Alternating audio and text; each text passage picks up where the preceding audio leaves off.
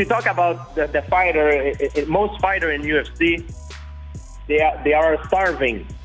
And for UFC, it's very easy when you keep a lot of your staff starving. They are easier to control. You know, if you look in other sport like NBA, NFL, and NHL, the revenue athlete owner are about 50-50. But if you look in UFC, athletes make less than 10%. You know, and you know it's unfortunate because it's unfortunate for us, for fighters, because a lot of the fighters, they don't have the option that I have. Now I have the option to stem, and I've never been afraid, like the performance and enhancing drug problem, I've never been afraid to stand for what I believe is right.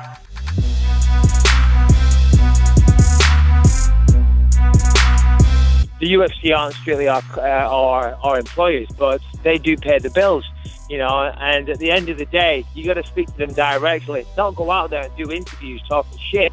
I mean, if you're, let's say, a plumber, and you're not happy with the person that you're working for, you don't go tell everybody. You don't do interviews. That's just not how the world works. And if I've ever had a problem or a grievance, I speak to the UFC, you know, and then sometimes we butt heads. But that's always been privately, you know. I mean, of course, when I won the belt, I wanted a new contract, you know, and it took a little time to get that done. But I certainly wasn't taking to interviews and discrediting the UFC and airing my dirty laundry in public. Number one, I mean, it's just not smart business going forward. Secondly, you know, I mean, I don't know. I've always found them very fair. You know, yes, of course, we all want more money. Everybody wants more money. God knows I do, you do, we all do. Marissa does. Everybody wants more cash. And, of course, in our position, maybe we're in a position to negotiate a little harder. You've also got to be realistic as well. Now, I'm not sure what the situation is with GSP. I do know that his team actually contacted me a while ago about me fighting for them. Me fighting GSP, but I think that was all bluster. I know they asked for a certain amount of money, which I just don't see the UFC giving to him, you know, considering he's been away for 3 years, you know, and he's no longer the champion, and the world has moved on, the sport has moved on. We have Conor McGregor and Ronda Rousey these days. That's going to hurt his stock.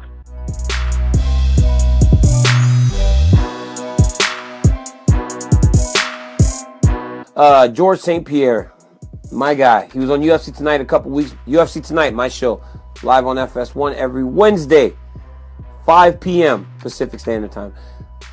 Cheap plug. George St. Pierre, great guy. He's a great guy. Came up and said that he would fight Santa Claus to fight in Toronto. So I know he wants to fight. I believe that whatever George wants, he should get. He's a guy that his name is synonymous with the UFC.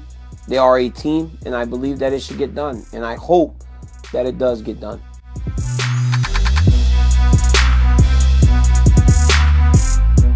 Obviously, he has his hands full with Yoel Romero. Yoel's a tough fighter. But if he gets past Yoel Romero, I mean, that is somebody that I would like to fight. I mean, Chris Weidman has been around a long time. He was a good champion for a while there. Of course, you know, there's no love lost between the two of us.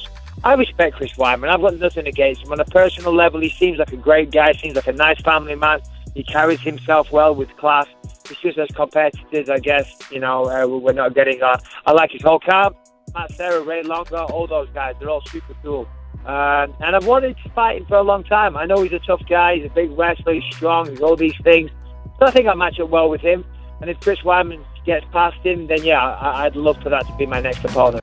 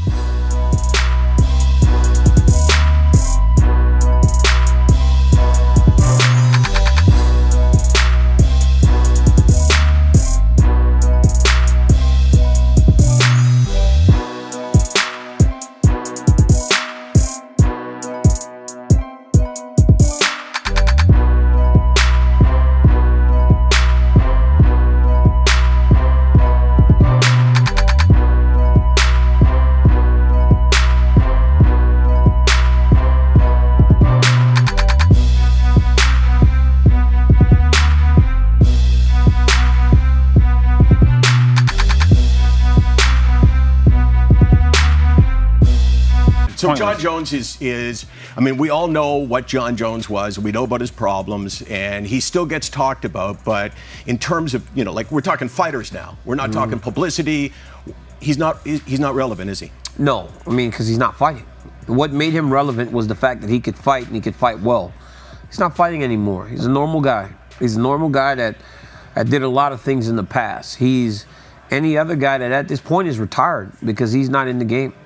When people, when they ask me about Jon Jones, Because you were supposed to fight him. I was, and when people ask me about Jon, they're like, "Yo, what's going on with that guy?" They don't talk about his athletic ability anymore and his greatness inside of the cage. They talk about his problems outside of the cage. Nobody's perfect. We all have had our problems outside of the cage, but his is just. Hey, pussy, are you still there? I'm here. Yeah. I'm here. Hey, listen, It's I'm awesome. I'm a professional. It is the fact that you're a unbelievable. pussy, It's The unbelievable. fact that you're a pussy hasn't changed. but It's I am a unbelievable. It's unbelievable how fake you can really be. Like, you are just such a fucking pussy. Because you are just terrible. You're the fucking scum of the earth. You are a terrible human being, but you can sure turn it on, huh? Thank you. You know I would absolutely kill you if you ever did something like that, You right? could never kill me. Oh, I bet you I could. Then you should try, John. You really should try, No, John. I would literally kill you if you spit in my face. Yeah, let's try that, John. Literally kill you. Let's try that, John. I'm not saying I would fight you. I said I would kill you. John, do you think? So, John, do you think I'm just gonna sit there and let you kill me, John? I mean, really?